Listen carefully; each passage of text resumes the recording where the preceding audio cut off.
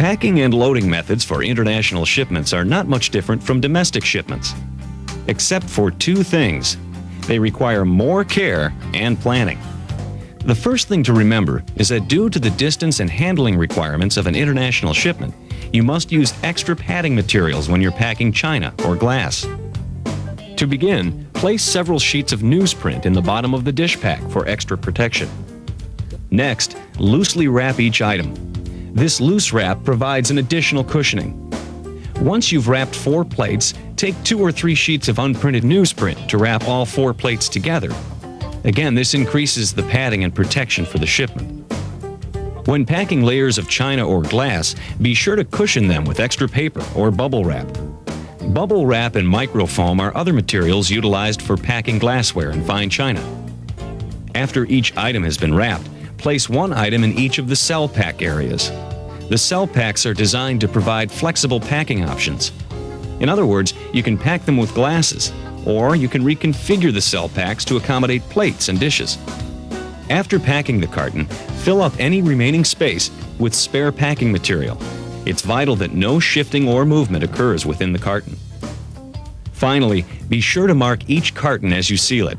Identify the customer's name, contents, method of transportation, air, sea, or storage, and the room where it was packed. This will assist at destination when packers unload the shipment at the customer's new home. A major difference in handling an international shipment is the proper packing of furniture items.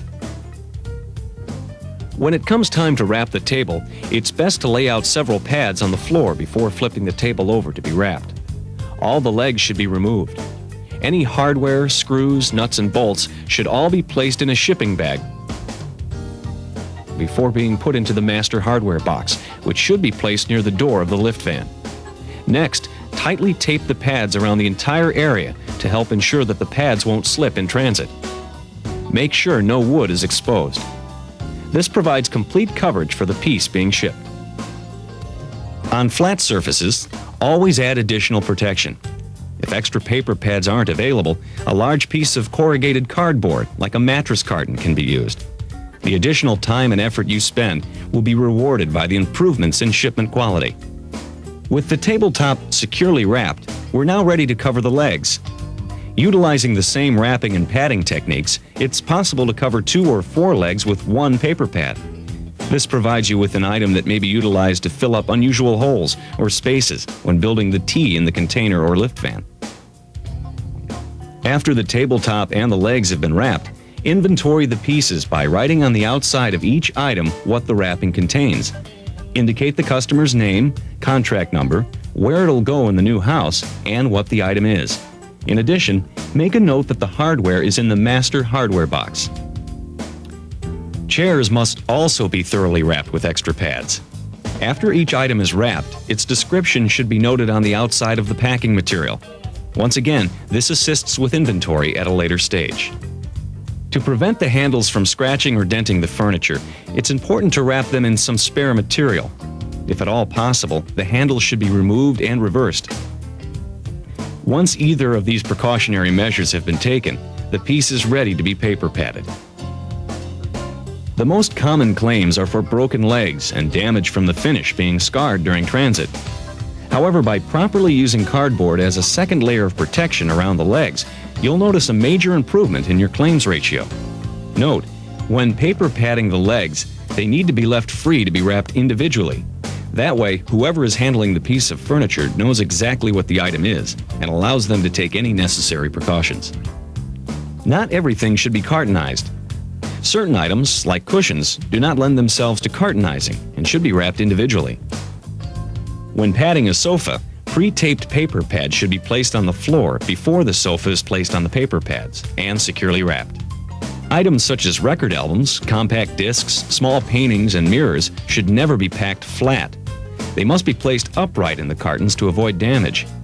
Most pictures and mirrors can be packed safely by using paper blankets and picture packs. Fine paintings may require individual wooden crates.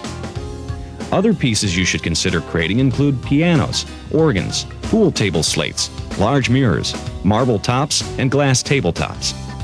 Be sure the items are securely packed to avoid movement in transit. To help ensure that we achieve a tightly packed shipment, we commonly use furniture as natural containers. Another packing procedure known as reversed wrapping may also be used to improve density. For example, we can utilize a book carton. See how it has been reverse wrapped to protect the furniture and reduce dunnage?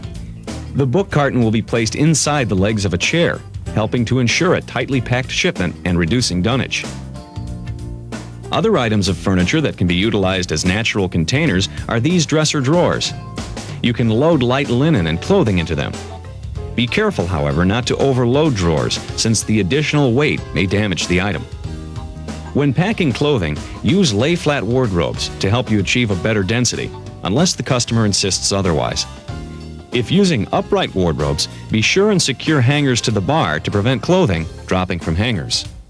It should be noted that nearly every country either charges duty or excludes the importation of alcoholic beverages. If the shipper insists on taking alcohol, it should be declared to customs and loaded at the door of the lift van or container. Alcoholic beverages should be clearly marked on the inventory and cartons. When writing the inventory, be careful to note exceptions like scratches or chips and point them out to the customer.